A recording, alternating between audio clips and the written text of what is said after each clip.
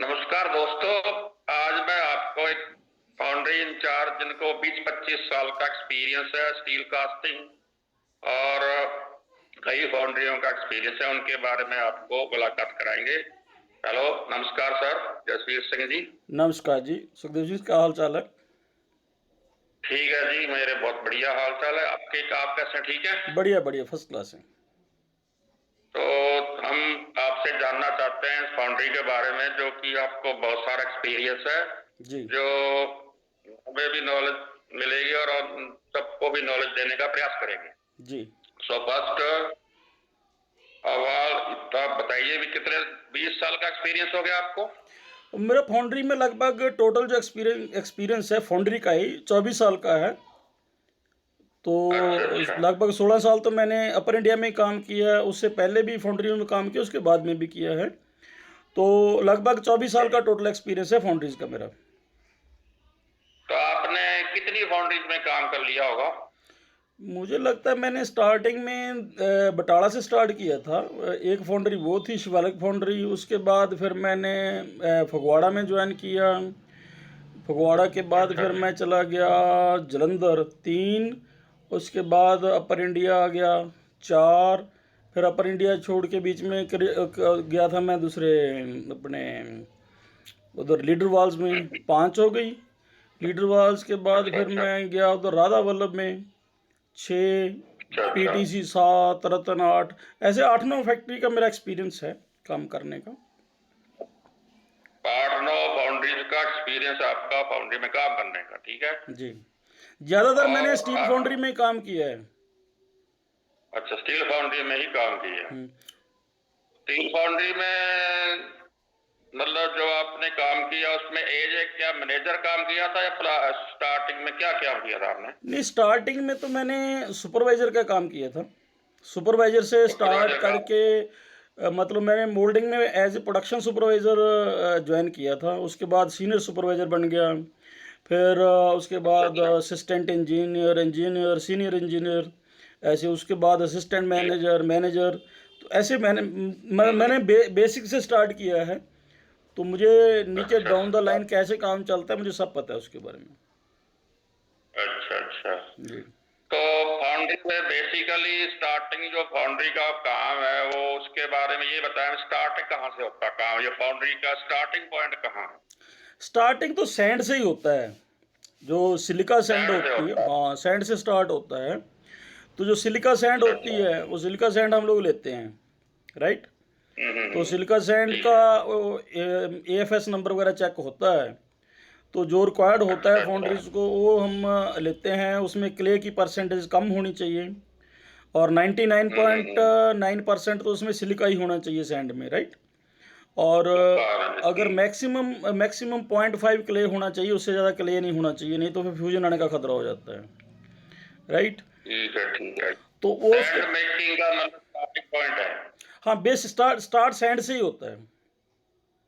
Sand के बाद फिर उसके बाद कौन सा डिपार्टमेंट आ जाता है? सैंड प्रिपरेशन हो गया उसके सैंड बाद? सैंड हम लोग है मुलर पर लेके जाएंगे।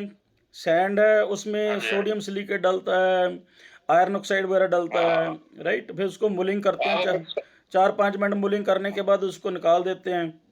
तो लैब में हाँ टेस्ट जी हाँ करते जी। हैं, जो रिक्वायर्ड प्रॉपर्टीज़ होती हैं वो आ गई हैं तो हम उसको अनलोड कर लेते हैं, राइट। तो फिर ठीक क्या करते ठीक है। हैं, ठीक है। पैटर्न शॉप से पैटर्न ले आते हैं, जो जिसका भी हमने ठीक है। मोल्डिंग ठीक करना है। होता। पैटर्न शॉप से पैटर्न ले लिया। उसके बाद उस हम्म। हिसाब से मोल्ड बॉक्स ले लिया उसके बराबर हाँ का। जी, मोल्डिंग। यार हाँ उसके बाद मोल्डिंग सेक्शन आ जाता है। हाँ, उसके बाद मोल्डिंग स्टार्ट हो जाती है। मतलब मोल्ड बनना शुरू हो जाता है। मोल्डिंग। एक साइड हम मोल्ड बनाते हैं तो दूसरे साइड कोर का प्लानिंग हम लोग ने पहले किया होता है। कोर एक दिन हाँ जी पहले हाँ तैयार जी। करते हैं, क्योंकि कोर को क्योर होने में टाइम लग जाता है। उसको क्योर इसलिए और करना एक पड़, दिन पहले तैयार हो। हाँ, एक दिन पहले तैयार करते हैं। जैसे प्लान कर लेते हैं कि हम, अच्छा कोर। अच्छा, कोर कोर सैंड बनाने के लिए और मोल्ड सैंड बनाने में फर्क है? हाँ, उसमें इसमें ये फर्क होता है। एक तो जो कोर की सैंड होती है उसकी स्ट्रेंथ हमें कम रखनी पड़ती है। इसकी कोर की। हाँ, कोर की स्ट्रेंथ कम रखनी पड़ती है, उसमें परमेबिलिटी ज़्यादा होनी चाहिए। इससे जो अपनी मोल्ड की सैंड है, क्योंकि मेटल उसके इर्द गिर्द रहता है, तो उसकी गैस ज़्यादा पास होनी चाहिए, नहीं तो क्या उसमें मेटल में गैस आने का खतरा हो जाता है। और नंबर 2 उसकी क्लैप्सिबिलिटी होनी चाहिए, जो कोर है वो क्लैप्सिबिलिटी होनी अच्छा। चाहिए, क्लैप्स होना चाहिए। नहीं तो क्या होगा, जब हम मेटल उसमें डालेंगे और मेटल हाँ डालने जी, के हाँ जी। बाद जब वो ठंडा होगा, मेटल कूलिंग स्टेज में आएगा, सॉलिडिफाई होना शुरू हो जाएगा, तो क्या होता है कि हाँ जी, हाँ जी। उसके ऊपर, कोर के ऊपर ही प्रेशर डालता है।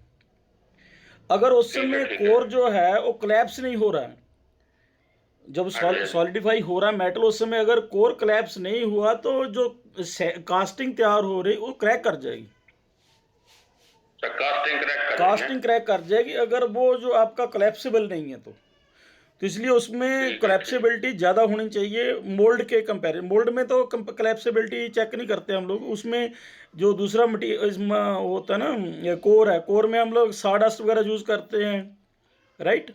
अच्छा, अच्छा। तो वो इसलिए यूज़ करते हैं कि क्लैप्स हो जाए वो, जब वो मेटल इर्द गिर्द आएगा वो जो साडस्ट हुआ जल जाएगा, जलने के बाद वो गैस के लिए जगह बना देगा अंदर उसके। ठीक है। हम्म। चलो, ये सैंड तो एक बार तैयार हो गया, उसके बाद इस सैंड को जो जल जाता है उसको रीयूज नहीं करते क्या? रीयूज करते हैं उसको बेकिंग सैंड में, वो भी बैक्टीरियल सैंड। बेकिंग सैंड में यूज करते हैं। वो भी बैक्टीरियल। कुछ टाइम के बाद फिर उसको बाहर निकालना पड़ता है, क्योंकि फिर जो बार बार मुलिंग करने के बाद ना उसके जो ग्रेन्स हैं वो फाइन हो जाते हैं। हाँ जी, हाँ, तो ग्रेन हाँ जी। फाइन हो जाएंगे तो उसकी जो गैस निकालने की क्षमता वो कम हो जाएगी, और उसमें फिर ज़्यादा वो, नहीं, जब नया मोल्ड बनाते हैं उसमें तो फ्रेश फ्रेश सैंड ही लेते होंगे ना, जैसे मतलब कोई उसमें तो नया पैटर्न 100% था। फ्रेश सैंड होती है, बेकिंग सैंड में यूज़ करते हैं जो सैंड यूज़ की होती है। लेकिन जो सैंड बनती है जो फेस पर आती है मोल्ड के, वो 100% न्यू वो सैंड फ्रेश। होती है, उसमें हम लोग पुरानी सैंड नहीं यूज़ कर सकते। अच्छा, अच्छा। नहीं, जैसे जैसे जहाँ जहाँ पैटर्न है उसके इर्द गिर्द तो फ्रेश सैंड होती होगी, लेकिन जो बचता पार्ट है ऊपर खाली रह जाता है उसमें रीयूज नहीं करते क्या काले, जो वो जल तो जाती है रीयूज सैंड? होती है, और वो रीयूज होती है। वो वो कितना कितना कितने पार्ट होते होंगे करीब, एक मोल्ड बॉक्स में कितना होता होगा वो? वो हम लोग के जो उसका जो उसमें कास्टिंग बननी ना उसके वेट के हिसाब से, वो उसके पीछे जो बैकिंग का वो रहता है ना एरिया, वो उसके वेट के हाँ जी, हिसाब से होता है। अगर तो हल्का वेट है, के वेट हिसाब कम है, कास्टिंग 10 किलो की 20 किलो की कास्टिंग है, तो 1-2 इंच की पीछे से। सैंड रहेगा तभी चल जाएगा। अगर कास्टिंग हैवी है हम्म। तो उसके पीछे बैकिंग के लिए ज़्यादा एरिया चाहिए, नहीं तो जब हम पोरिंग करेंगे तो मेटल के वेट से ही फट जाएगा नीचे से। अच्छा, अच्छा, अच्छा। हाँ, तो ये एक तरह से मोल्डिंग का बेस मतलब वो काम है, किस तरह से करना मोल्डिंग है। हाँ, हाँ, सही बात है। सैंड की बात, तो सैंड प्रिपेयर हो गया, मोल्डिंग मोल्डिंग के अंदर क्या क्या मतलब प्रिपरेशंस है? मोल्डिंग के अंदर प्रिकॉशन क्या है, उसमें हम लोग पहले ना मेथड कार्ड बना होता है। जब हम लोग शुरू में ठीक है। कास्टिंग डेवलप करते हैं ना, तो उससे में मेथड बनाना पड़ता है कि भाई हमने कहाँ चिल देनी है, कहाँ राइजर देना है, कहाँ बेंट देना है, ये सारा हम पहले डिसाइड कर लेते हैं। तो जब वो उस हिसाब मेथड से, कार्ड पहले। हाँ, मेथड कार्ड पहले बनता है, स्टार्टिंग में तो ड्राइंग आएगी, ड्राइंग हाँ के जी, हाँ जी। हिसाब से पैटर्न बनेगा, जो पैटर्न बनेगा फिर उसका कैलकुलेशन करके हम लोग मेथड कार्ड बनाएंगे, राइट। ठीक है। मेथड कार्ड हाँ जी, हाँ में जी। कहाँ कहाँ चिल लगाना है, कहाँ राइजर रखना है, ये डिसाइड किया जाता है, इसकी कैलकुलेशन होती है, राइट। फिर ठीक है, हम लोग ठीक। उस चीज़ को पैटर्न के ऊपर मार्क कर देते हैं कि ये जहाँ जहाँ चिल हम्म। लगानी है, कहाँ राइजर रखना है, राइजर के लिए राइजर का पैड का लोकेशन दे दिया जाता है, और चिल के लिए चिल का हम्म। मार्किंग कर दिया जाता है। तो उसी जगह चिल रखना हम्म। होता है, उसी जगह राइजर रखना होता है। नहीं तो क्या होता है, अगर आदमी मतलब चिल की जगह चिल नहीं रखेगा, तो जहां हमें हाँ जी। उसकी चिलिंग की एंड, चिल क्या करता है, चिल एंड इफेक्ट बनाता है। मतलब हम्म। जहां चिल हम रख देंगे वहां मेटल ठंडा होना स्टार्ट हो जाएगा, उसकी कुछ दूरी होती है कि वहां तक, तो उसको फिर वो अपने आप जो चिलिंग का एरिया होता है ना, वो अपने आप सॉलिडिफाई कर देता है, हम्म। उसको आपको फीडर की अच्छा, जरूरत नहीं है। इसके जो आप बता रहे हो वो चिल होना चाहिए, राइजर होना चाहिए, इनकी भी तो कोई टेक्निकली कैलकुलेशन होगी ना, कितना बड़ा साइज है, कितनी हाँ, बड़ी चिल हाँ, है? इसका सिस्टम होता है, इसका जो कोई कोई भी एरिया, मतलब हमने इसकी कैलकुलेशन होती है।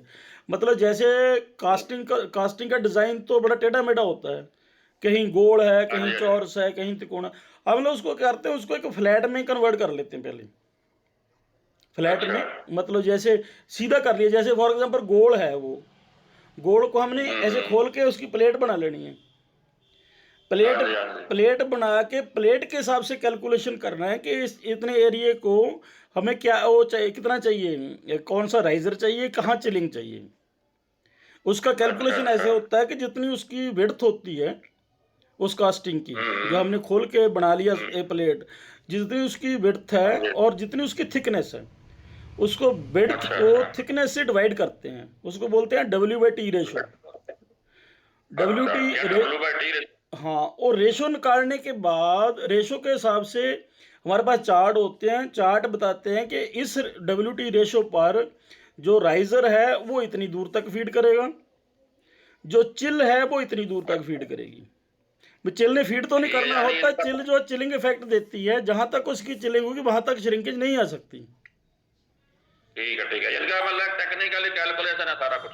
हाँ, 100% साइंटिफिक कैलकुलेशन है ये, मतलब तुक्का नहीं होता, इसमें कैलकुलेशन होती है। हाँ।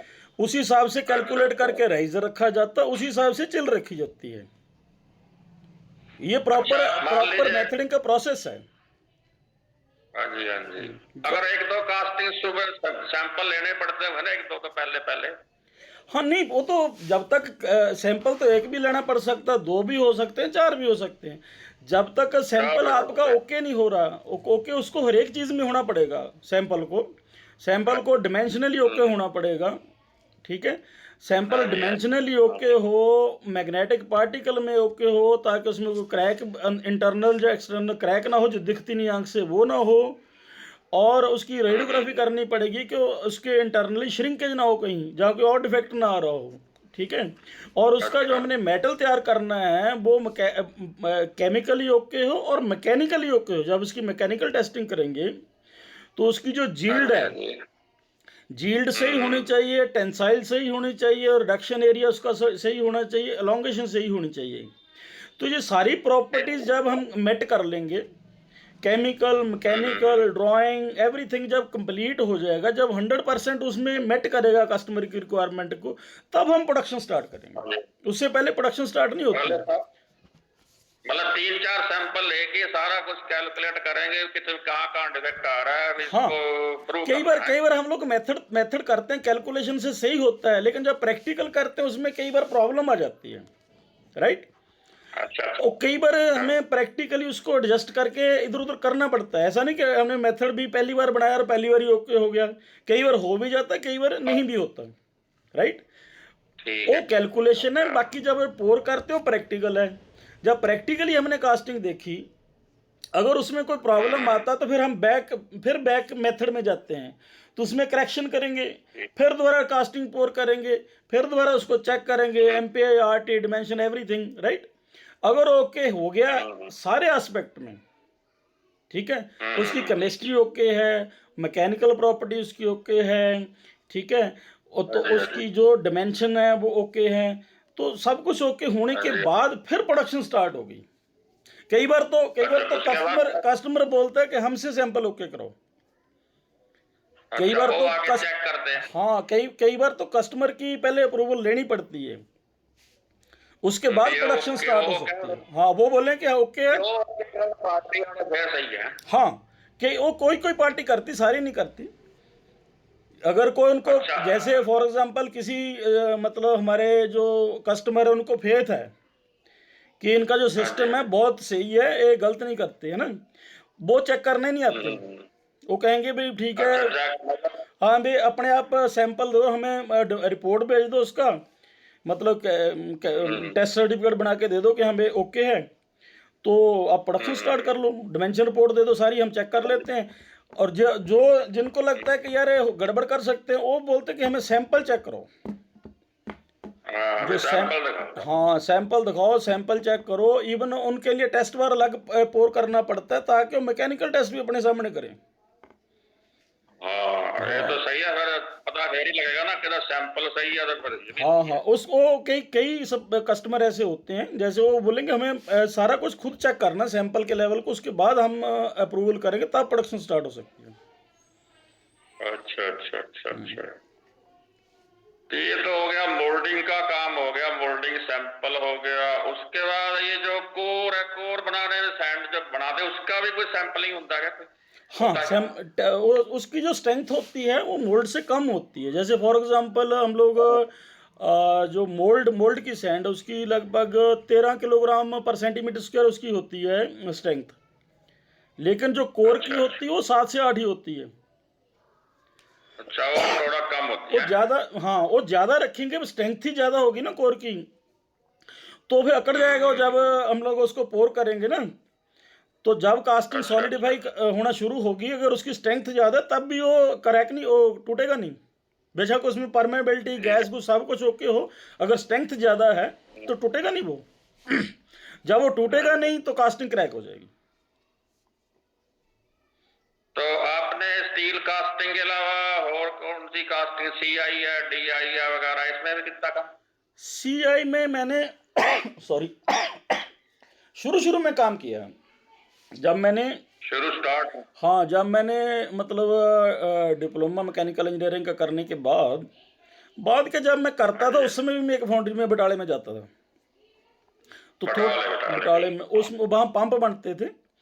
तो हम लोग, लेकिन मैं उसमें क्या बनते थे? लैब में काम करता था, पंप की टेस्टिंग करते थे। जो सेंट्रीफ्यूगल पंप होता है ना, जो खेतों में लगता है, पंप? हाँ पंप। ठीक है ठीक तो है। उसकी हम लोग पूरी टेस्टिंग करते थे कि भाई वो जो हम इनपुट जो पावर देते हैं उसको, बिजली की पावर देते हैं, तो जो आउटपुट वाटर की आउटपुट है वो उसकी एफिशिएंसी क्या है, जितनी हम पावर की इनपुट अच्छा देते हैं क्या उतनी वो निकाल पा रहा, इन कन्वर्जन करके वाटर के नहीं निकाल पा रहा, उसकी एफिशिएंसी निकालते थे एंड में, कि भाई ठीक ये है पंप ठीक जो बन रहा है एफिशिएंट है कि नहीं।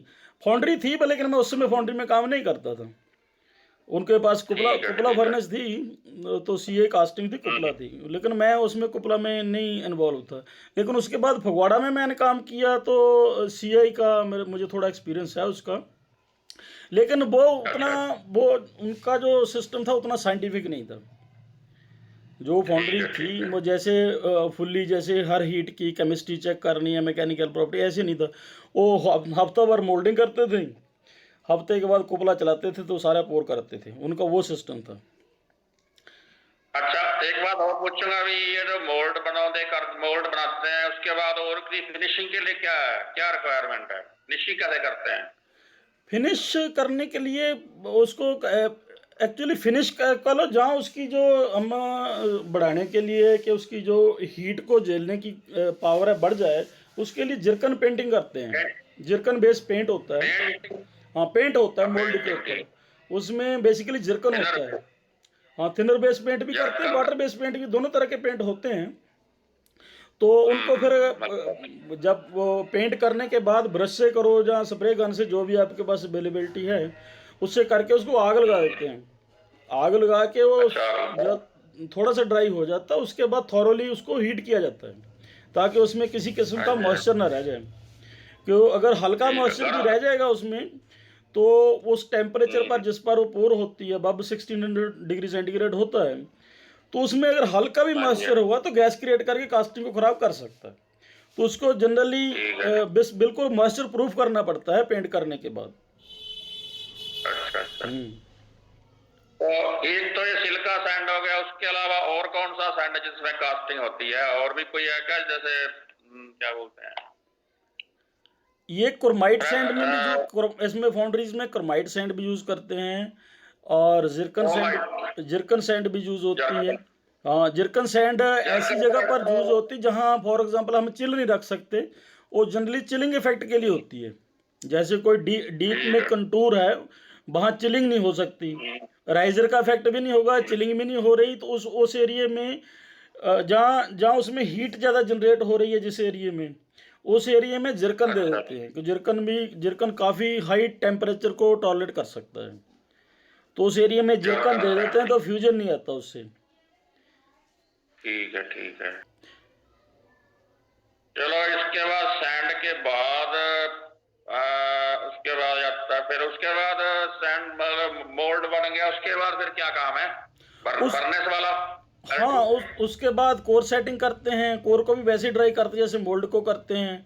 फिर क्लीनिंग कर किया कोर मोल्ड का, सेटिंग। उसके बाद कोर सेटिंग करके उसको बक्स को बंद कर देते हैं, क्लैंप कर देते हैं। क्लैंप, अगर मोल्ड क्लैंप नहीं तो क्लोजिंग है। वेट रख देते हैं ताकि वो जस्ट मेटल प्रेशर से उठ ना जाए, राइट। तो उसके अच्छा बाद मेल्टिंग, बड़े मेल्टिंग वो मेटल तैयार कर लेते हैं, उसको लैब में चेक करा लेते हैं जो उसके में केमिस्ट्री चाहिए। अगर मेट हो गई है हाँ जी, हाँ तो फिर उसको जी, जो भी आपके पास बॉटम पोरेगा या हेड शैंक पोर जो भी आपने प्लान किया होगा उसमें डाल के पोर कर देते हैं। तो आपने जो काम किया है इधर फाउंड्रीज में, ज्यादातर कौन कौन से ग्रेड बनाते थे स्टील के? जनरली कार्बन स्टील ही, मेजोरिटी में तो कार्बन स्टील ही बनता है। जैसे प्लेन कार्बन स्टील WCB हो गया, जैसे इसमें कार्बन जैसे 30 मैक्सिमम कार्बन होता है। मैग्नीज होता है 1% की मैग्नीज होता है, 0.6 इसमें सिलिकॉन होता है। तो यही होता, बाकी ठीक है, ठीक। बाकी तो बहुत छोटे छोटे मटेरियल उसमें कोई होता जो अलॉय में डालते हैं ना, जैसे क्रोम हो गया, मोली हो गया, निकल, वो तो होते नहीं है। वो तो जो ऐसे मेटल में आ गए, स्टील। बेसिकली वो प्लेन कार्बन स्टील ही होती है। तो कार्बन और मैग्नीज ही उसको कंट्रोल करते हैं, उसकी प्रॉपर्टीज को। तो मोल्डिंग के बाद पोरिंग हो जाता है मटेरियल, लिक्विड मेटल, उसके बाद फिर उसके बाद क्या काम है? पोरिंग करने के बाद उसको कुछ टाइम देते हैं, वो वहीं पड़ा रहता है मोल्ड।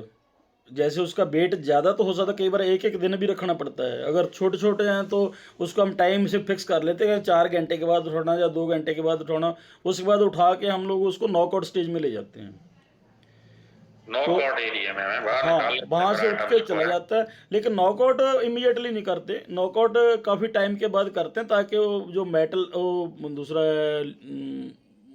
उसमें जो कास्टिंग बनी हुई है पूरी तरह ठंडी हो जाए, रेड हॉट ना हो। ठंडी को। हाँ, रेड मतलब हॉट सही होने से को। कई बार एकदम बाहर के टेम्परेचर के साथ आएगी तो क्रैक वगैरह हो जाती है, कई बार वो प्रॉब्लम भी हो जाती है। मतलब तो बिल्कुल डायमेंशन भी चेंज हो सकता बिल्कुल कूल डाउन हो जाए, नॉर्मल टेम्परेचर पर आ जाए। कास्टिंग जनरली कास्टिंग तभी खुलती है जब उस नॉर्मल टेम्परेचर पर, रूम टेम्परेचर पर आ जाती है। है।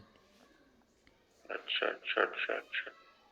चलो तो सर फिर नमस्कार, आगे फिर और आप कोई टॉपिक लेकर डिस्कस करेंगे फाउंड्री के। हमारे आपसे जानकारी बहुत अच्छी प्राप्त हुई है और हम आप सबको बताएंगे कि ये फाउंड्री कितने साल काम किया और बहुत अच्छी नॉलेज दी है, और आगे भी हम इससे बार बार नॉलेज लेते रहेंगे। जी, तो ठीक है सर, फिर धन्यवाद आपका बहुत बहुत। ओके जी, ओके। आपने थैंक यू।